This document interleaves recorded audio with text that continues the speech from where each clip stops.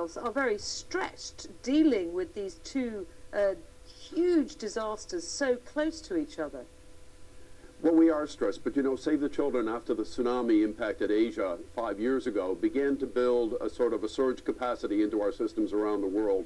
And so we've trained a lot of people in different countries in how to work in emergency situations. The people that are coming in now to Chile are coming from other Latin American countries. We have 3 people coming in from Bolivia. We have 2 people from Spain, and then we have a team leader that comes from Save the Children in London.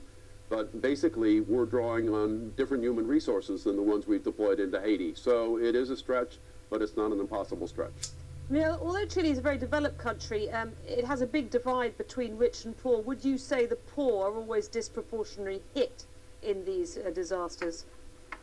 I think that's always true. The poor live in housing that's more vulnerable. They're less likely to be living in earthquake-resistant housing, and they have fewer resources now after the emergency to find food for themselves, to find shelter for themselves, probably no place else to move.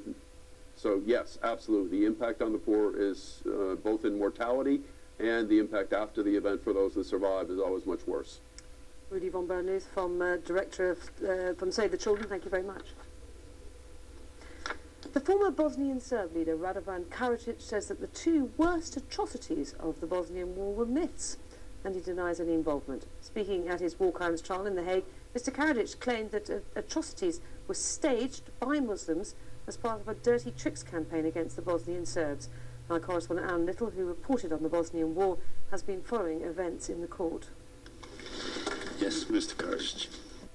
15 years after his indictment, we know at last how history looks to Radovan Karadzic. Everything in the charges against him is turned on its head. The Muslims, he said, drove Bosnia to war in order to impose an Islamic State. The siege of Sarajevo was a myth, he said. So too was the targeting of civilians. The Muslims fired from schools and hospitals, he said. Serbs had no choice but to retaliate.